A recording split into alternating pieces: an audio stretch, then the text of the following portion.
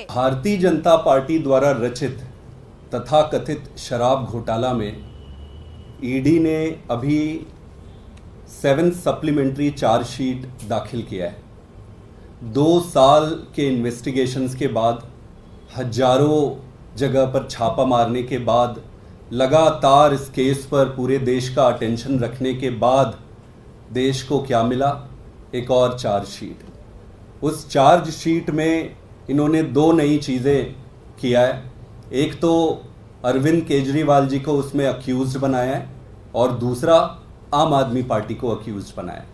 मेरे ख्याल से 20 जून को पीएमएलए स्पेशल कोर्ट ने इन सारे मुद्दों को जो ये चार्जशीट पे ये हाईलाइट किए, उस पर स्पेशल कोर्ट ने अपना ऑर्डर बड़े स्पष्ट तरीके से दिया हुआ है।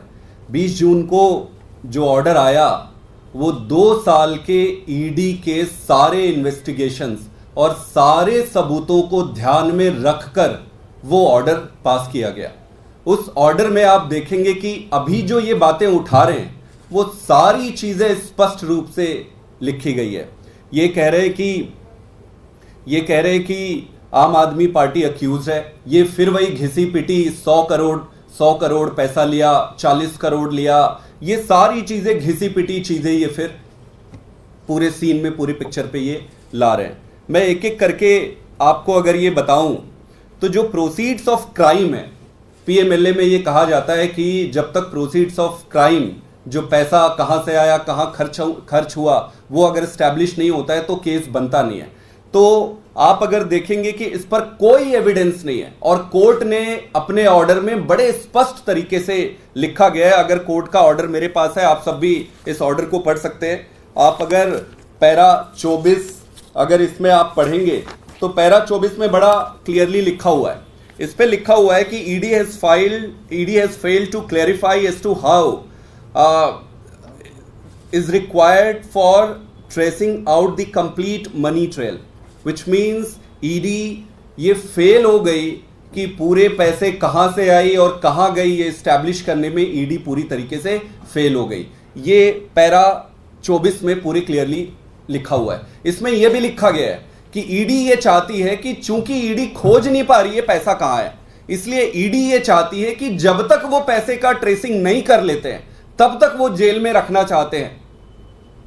ये बड़ी विचित्र स्थिति है और ये कोर्ट के ऑर्डर में बड़े स्पष्ट तरीके से लिखा गया है कि प्रोसीड्स ऑफ क्राइम कुछ मिला नहीं है, कुछ 1 रुपए भी इसमें इनको बरामद नहीं हुई है। दूसरा, पैसा कहां यूज हुआ, इसमें ये बार बार ये कहते हैं कि भाई पैसा गोवा में यूज हुआ, पैसा गोवा में यूज हुआ। अगर आप पैरा 26 इसमें पढ़ेंगे तो इसमें बड़े स्पष्ट तरीके से ऑर्डर पे लिखा हुआ है कि this is also noticeable that ED is silent about the fact as to how the proceeds of crime have been utilised in assembly elections at Goa by आप।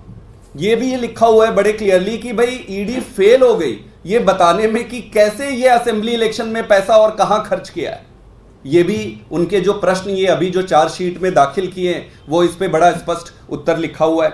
इसके साथ अगर आप देखेंगे इन्होंने अरविंद केजरीवाल जी को अक्यूज बनाया है। इस ऑर्डर में यह भी लिखा गया है कि कहीं पर भी अरविंद केजरीवाल जी का कोई डायरेक्ट एविडेंस नहीं मिलता है।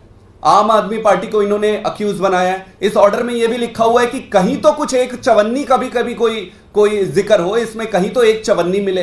ये सारी चीजें पूरी स्पष्ट तरीके से कोर्ट के ऑर्डर में पहले ही लिखा हुआ है। अब प्रश्न यह उठता है कि कोर्ट के ऑर्डर आने के बाद आपके पास कोई नए सबूत आए नहीं, आपके पास कोई नए सबूत है नहीं, तो फिर ये चार्जशीट में नई कहानी कहां से आई? इसमें इंटरेस्टिंग चीज और है। ओवरऑल अगर आप केस को अगर आप देखेंगे तो इसमें पैरा 27 में बड़ा स्पष्ट लिखा हुआ है कि ईडी कैसे मैलाफाइड इंटेंट के साथ, यानी कि अब ईडी की नियत में खोट है और नियत में खोट के तरीके से काम कर रही है। ये ऑर्डर में लिखा हुआ है। अगर आप पैरा 27 इसमें पढ़ेंगे, उस पैरा 27 में यह लिखा हुआ है कि 2022 में जो मटेरियल अवेलेबल इनके पास थे ये 2023 में प्रोड्यूस